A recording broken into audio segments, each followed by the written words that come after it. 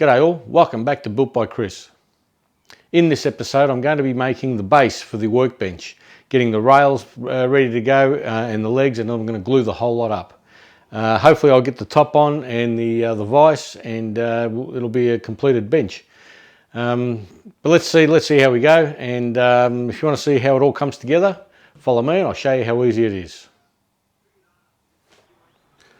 What I've got here is one of the pieces that I'm going to use for the rails for the workbench.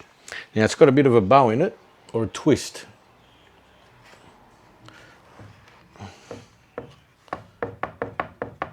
There you go, it's got a bit of a twist in it.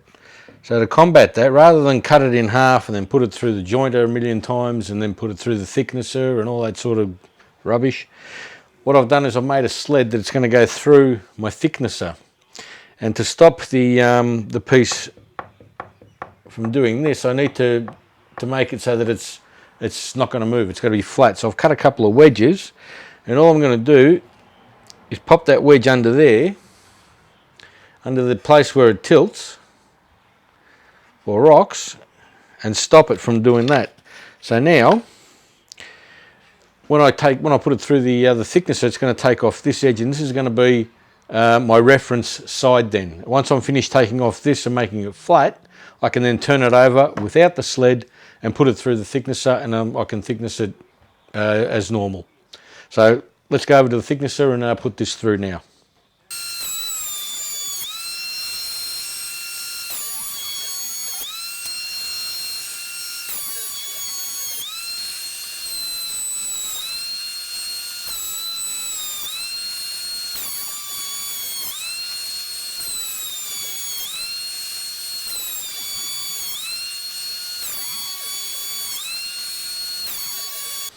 Okay, so I've put them through. They're nice and flat now. As you can see, I've got no wobble in them whatsoever. Nothing, nice and flat. So now I can run them through my table saw, clean up the sides, and then cut them to size.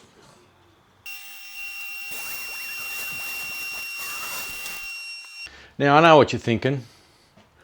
You're thinking the silly bugger's gone and built his bench upside down. Well, no, I haven't. What I'm doing is I'm just laying out where everything's going to be going, where my legs are going, where the aprons and everything are going to go. I've got to leave enough space on the end of the bench for the vise that I've got. So all I'm doing is just laying out. That's the next step of this process. I've got everything where I basically want it to go. All I've got to do is just square these up on the ends.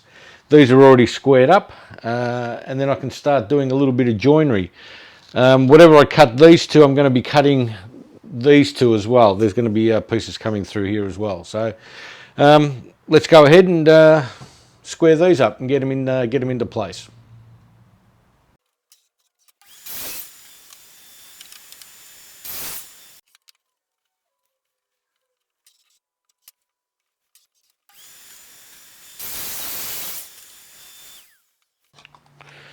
Okay, I've got all my pieces cut to size now.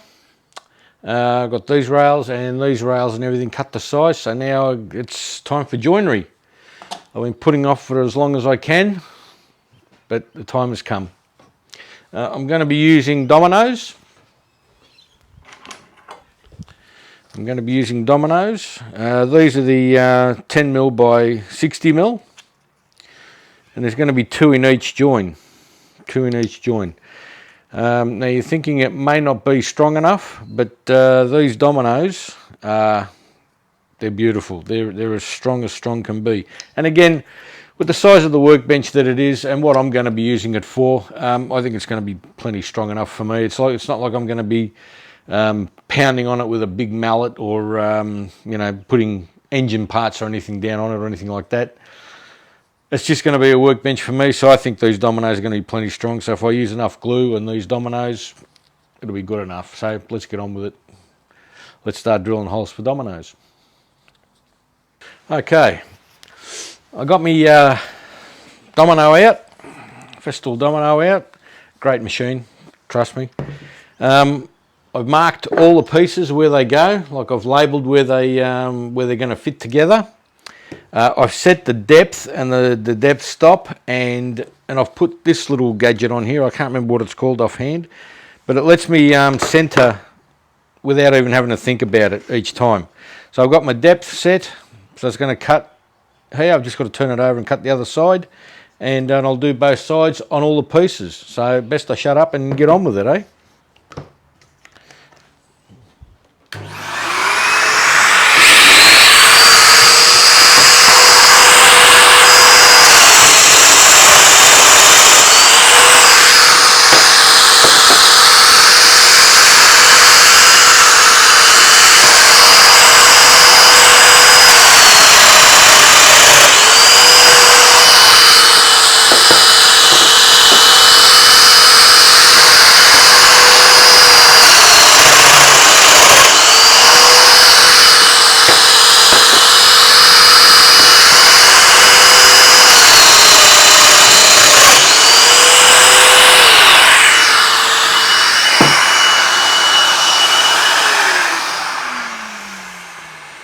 And there you can see it's put them in equidistant, centered on the piece.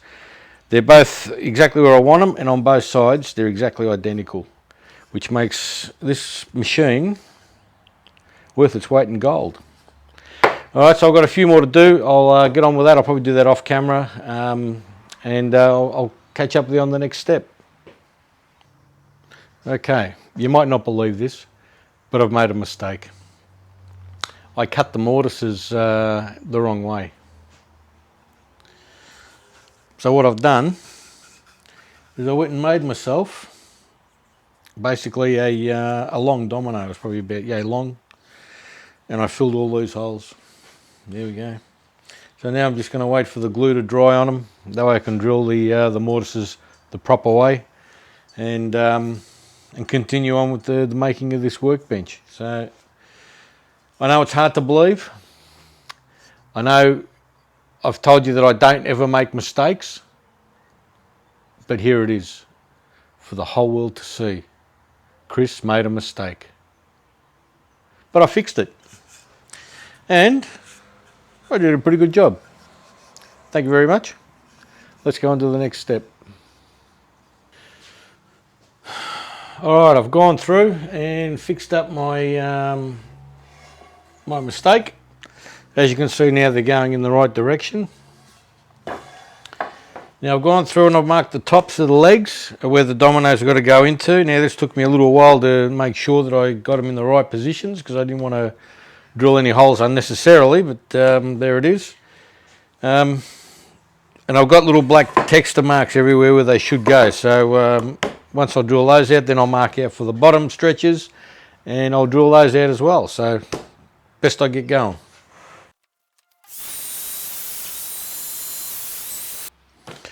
Okay, just to let you know where I'm at with this, all my legs are cut to size, are cut to length.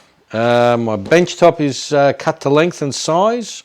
All my rails are cut, and the dominoes are all cut, the mortises. Now I went out this morning and I bought some casters for this thing from Timbercon. And it's going to be one of those, actually that's upside down. It's upside down, Miss Patsy. Like that, so I can wheel it around, and then the wheels will move out of the way and sit it flat on the ground. So I bought those today, so that's going to be another part to this bench. Now all I've got to do is I've cut the mortises for the tops of my legs. I just want to cut the mortises now for the bottom. This is where the bottom shelf is going to be, so I want to cut those mortises, and then finally start the glue up process. So let's put all this away, and I'll cut those mortises. I'll do them off camera because you've seen me do them before, and I'll come back when the glue up's ready to go. Right, I've got everything marked. All my pieces marked, so I know where every piece is going to go, and now it's just a matter of gluing it all together, so let's get on with it.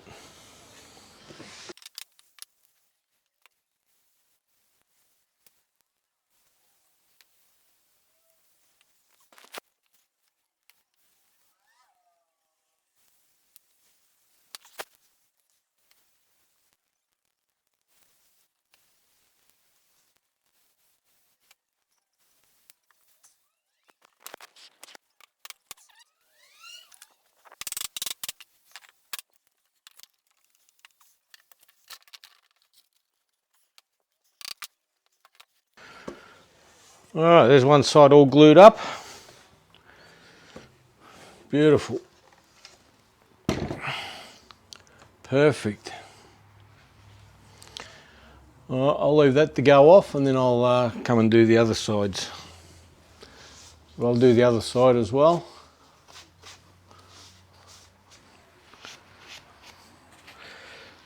This is coming together nicely. I'm liking this very, very much. There we go. Those joints have closed up really nice and tight. So let's do the other side. Okay, here's the last part of the glue up now. I've got to put these rails in. Here we go, put these rails in on both sides. So I think this is going to be the hard one. And we'll see how we go with that. I think I might just start on one side and work my way around. Sounds like a good idea. All right, let's do it.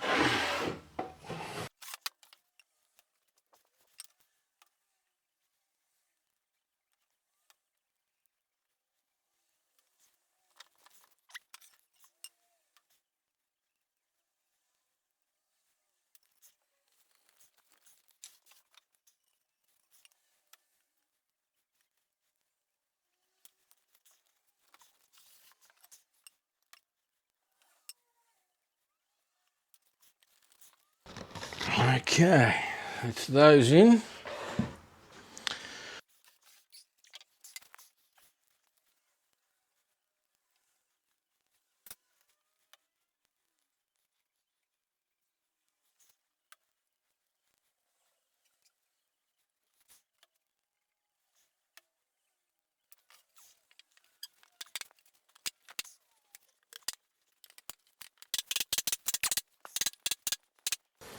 Alrighty.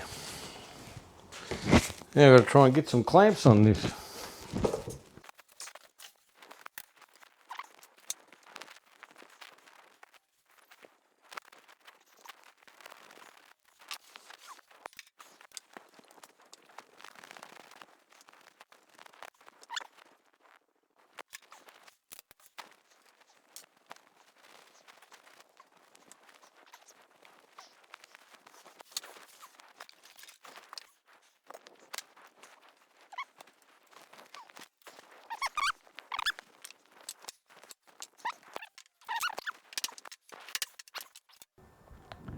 Okay, 10 clamps. I'm going to let the glue go off for a full 24 hours now. And then I'm going to put the top on it. And the wheels, the casters. And that, my friends, I know I said it was only going to be 3 parts, but that's going to make it part 4. And that'll be the final part. I'll do the casters, put the top on it, and I'll fit the vise. And that'll be part 4. So thank you for watching. If you liked what you saw in this video, give me a thumbs up. And I'll see you all on the next one. Bye for now.